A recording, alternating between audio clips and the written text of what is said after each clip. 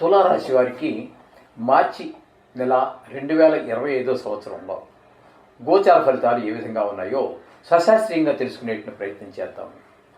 తులారాశి వారికి పంచమంలో శని యొక్క సంచారం, అట్లాగే రవి యొక్క సంచారము పంచమ షష్టమ 2 స్థానాల్లోనూ, అలాగే షష్టమ స్థానంలో రాహుగ్రహ సంచారము, శుక్రగ్రహ సంచారము, బుధగ్రహ సంచారం జరుగుతున్నాయి.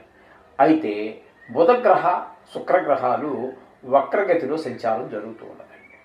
ఇకపోతే అష్టమంలో గురువు యొక్క సంచారము భాగ్య దశమ స్థానాలలో, అంటే మిథున కర్కాటక స్థానాలలో కుజుని యొక్క సంచారము, వ్యయ స్థానంలో కేతు యొక్క సంచారం జరుగుతుంది. ఈ విధంగా ఉండటం వల్ల ఫలితాలు ఏ విధంగా ఉంటాయి అనేటటువంటిది, ఏ విధంగా ఫలితాలు ఇస్తాయి ఏ గ్రహము అనేది తెలుసుకునే ప్రయత్నం చేద్దాము. ఇందులో రవి యొక్క సంచారము 5, 6 స్థానాల్లో జరుగుతోంది.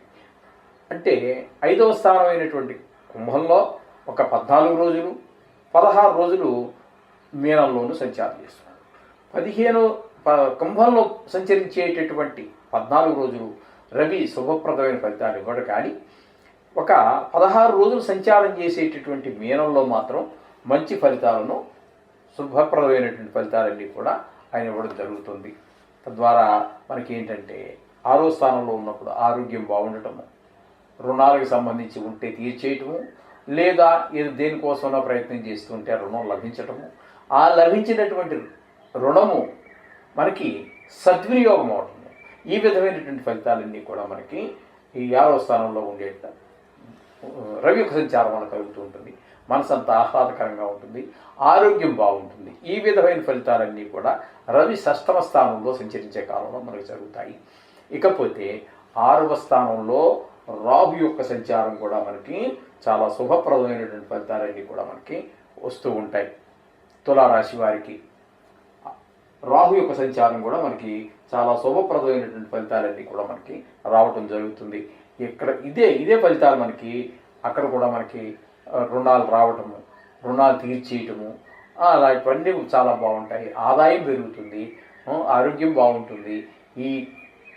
ఈ కామ, క్రోధ, లోభ, మోహ, మద, ఆశ్చర్యాలన్నీ కూడా మనకి అనుకువగా ఉంటాయి, అణిగి ఉంటాయి మన దగ్గర.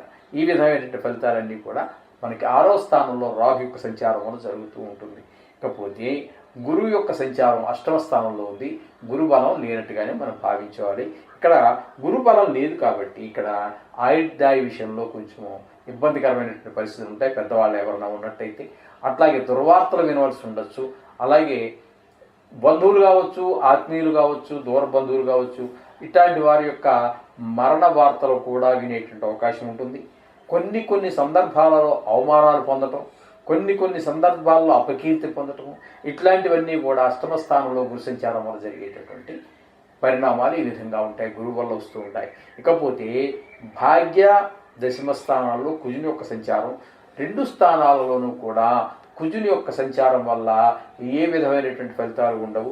ఉద్యోగ విషయంలో అంటే దశమ స్థానంలో సంచరించేటటువంటి 3 రోజుల్లో ఉద్యోగ విషయంలోనూ అదే అక్కడ కొంచెం ఉద్యోగ స్థలంలో చిన్న చికాకులు కలగటము, భాగ్యస్థానంలో ఉన్నప్పుడు అక్కడ మనకి గృహ సంబంధమైనటువంటివి, లేకపోతే వాహన సంబంధమైనటువంటివి, భాగ్యానికి సంబంధించి మనకి ఏదో అదృష్టం కలిసి వస్తుంది, లేదా మామూలుగా జరిగేటటువంటివి ఏవైతే ఉన్నాయో వాటిని కూడా మనం అనుభవించలేకపోతాం. ఇంట్లో ఒక ఆనందకరమైనటువంటి పరిస్థితి ఉండదు.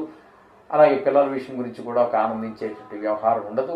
ఈ విధమైన ఒక దేవుడి మీద కూడా ఏదో గుడికి వెళ్ళాలనుకున్నాం, యాత్రకు వెళ్ళాలనుకున్నాం, అది కూడా వెళ్ళలేము. వెళ్ళినప్పటికీ కూడా అక్కడ మనస్సు నిలకడగా ఉండకపోవటము, లగ్నం కాకపోవటం భగవంతుని యందు, ఇట్లాంటివన్నీ కూడా భాగ్యస్థానంలో కుజుని యొక్క సంచారం వల్ల జరుగుతూ ఉంటాయి. ఇకపోతే వ్యయస్థానంలో కేతు యొక్క సంచారం జరుగుతోందండి. వ్యయస్థానంలో కేతు యొక్క సంచారం వల్ల ఏ విధమైన శుభపరమైనటువంటి ఫలితాలు మనకు లభించవు. దానివల్ల ధనం ఖర్చు ఉంటుంది. ఆ ధనం ఖర్చు అంతా కూడా మనం దేవుడి మీద మనసు నిలబడకపోవటము, ఆ ధనం ఖర్చుని మళ్ళీ ఎట్లా పూడ్చుకోవాలో తెలియకపోవటము, కాకపోతే మనకి విదేశీయానం వెళ్ళేటటువంటి వారికి కొంత శుభ పరిణామాలు కలగవచ్చు, అవకాశాలు కలగవచ్చు.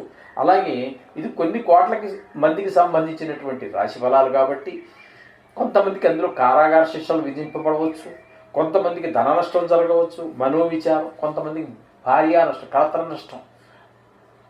కాబట్టి అంటే భార్యకి భర్తకి భార్య, దీనికి కళత్రం అంటూ ఉంటాము. అటువంటి సందర్భంలో కొంతమంది భార్య నష్టం జరగవచ్చు, కొంతమంది భర్త నష్టం జరగవచ్చు. ఈ విధమైన పరిణామాలన్నీ కూడా వ్యయస్థానంలో కేతు సంచారం వల్ల జరిగేటటువంటి అవకాశం ఉంటుంది. ఇది కేవలం ఎవరికి వాళ్ళు అన్వయించుకోవద్దండి. ఇది రాశిగతమైన ఫలితాలు. వ్యక్తిగతమైనటువంటి జాతకానికి అనుసంధానం చేసుకుని చూసుకోవాల్సిందే. కానీ దీన్ని ఒక్కదాన్ని ప్రత్యేకించి చూసుకుని ఇదేదో నాకు సంబంధించి అని ఎవరు ఫీల్ అవ్వాల్సిన పని లేదండి. అలా అని చెప్పి దీన్ని తక్కువగా అంచనా వేయడానికి కూడా ఏమీ లేదు. కాబట్టి మీరు జాతకం రాయించుకోండి, మా దగ్గర కూడా సౌకర్యం ఉన్నది. అప్పుడు మీకు రిజల్ట్ మంచిగా వస్తాయి. అయితే కొన్ని గ్రహాలు అనుకూలతలు, కొన్ని గ్రహాలు ప్రతికూలతలు సర్వసహజము. దీని గురించి భయపడవద్దండి. అయితే మొత్తంగా చెప్పుకోవాలి అంటే ఈ తులారాశి వారికి ఇక్కడ మనకి రాహు అనుకూలంగా కనబడుతూ ఉన్నారు. అలాగే రవి ఒక 15 రోజులు అనుకూలంగా కనబడుతూ ఉన్నారు. అలాగే ఇక ఒక్క 3 రోజులు మాత్రం ఇక లేదులేండి, అంతే మనకి రాహు మాత్రమే మనకి అనుకూలంగా కనబడుతున్నాడు. రవి మాత్రం కొద్ది రోజులు కనబడుతున్నారు. కాబట్టి ఈ తులారాశి వారికి శుక్రుడు కూడా అనుకూలమైన పరిస్థితి లేదండి. కాబట్టి ఇక్కడ మీకు ఒక్క రాహుని రవిని మాత్రమే తీసుకుంటే మనకి ఈ 2 గ్రహాలు అనుకూలతగా రవి కూడా పూర్తిగా కాదు, కొద్ది రోజులు మాత్రం 15 రోజులు మాత్రమే అనుకూలంగా ఉంది. అందుచేత ఈ రాశి వారు ధనం ఖర్చు పెట్టేటప్పుడు కానీ మాట్లాడేటప్పుడు కానీ ఆలోచించుకుని ఆచితూచి డబ్బులు ఖర్చు పెట్టండి. మాట్లాడేటప్పుడు కూడా ఆచితూచి మాట్లాడండి. అంతేగాని మాట్లాడిన తర్వాత ఆలోచించవద్దు. అలాగే దానివల్ల ప్రయోజనం ఏమీ లేదు. జరగాల్సిన నష్టం జరిగిపోయాక ఏమి చేసేది ఏముండదండి. ఆలోచించే ముందే ముందు ఆలోచించుకుని మాట్లాడండి. ఖర్చు విషయంలో కూడా ఖర్చు పెట్టేశాక మళ్ళీ దానివల్ల ఇది 1-2 సార్లు ఆలోచించండి, ఇది అవసరమా కాదా. మీ బ్యాంక్ బ్యాలెన్స్ని బట్టి మీ చేతులు విచ్చలవిడిగా ఉంటే ఒక రకంగా ఉంటుంది, దాన్ని తగినట్టుగానే ఉన్నప్పుడు ఆ ఖర్చు కొంచెం పెట్టేశాక మళ్ళీ తిరిగి రాదు. కాబట్టి అనేక ఇబ్బందులు కలిగే అవకాశం ఉంటుంది. అలాగే మీరు ఎవరికి కూడా షూరిటీలు కానీ అవన్నీ ఇవ్వద్దండి. ఆదాయ విషయంలో తక్కువగా ఉన్నది కాబట్టి, ఖర్చులు ఎక్కువగా కనిపిస్తున్నాయి కాబట్టి తగిన జాగ్రత్తగా డబ్బుల విషయంలో చాలా జాగ్రత్తగా ఆచితూచి అడుగు వేయండి. ఎవరికి మధ్యవర్తిగా ఉండి మోసపోవద్దండి. అయితే ఈ అనుకూలంగా లేనటువంటి గ్రహాలకి 5 రోజులు మనం చెప్పుకుంటున్నాం కదా, ప్రతిరోజు చెప్పుకుంటున్నాం కదండి. ఈ 2 నిమిషాలు కానీ 5 నిమిషాలు కానీ కేటాయించి దేవుణ్ణి నవగ్రహాలు ప్రార్థించుకోవటం, గుడికి వెళ్ళి ఇంకా వీలుంటే మీకు గుడికి వెళ్ళి నవధాన్యాలు ఏవో తీసుకుని వెళ్ళి ఆ దేవుడి చుట్టూ ప్రదర్శన చేసి పాదాల దగ్గర కాస్త అవన్నీ వేయటం, ఇవన్నీ చేయండి. అలాగే సంకటహర చతుర్థి కానీ మహాశివరాత్రులు కానీ వచ్చినప్పుడు అభిషేకాలు చేయించుకోవటం, అట్లాంటివి ఏమైనా వీళ్ళు పెట్టే అవకాశాన్ని బట్టి అవి కూడా చేయించుకున్నట్టయితే ఈ దోషాలన్నింటి నుంచి కొంచెం మనం బయటపడి జీవితం హాయిగా నల్లేరు మీద నడకలాగా సాగిపోతూ ఉంటుంది. శుభం భూయాత్.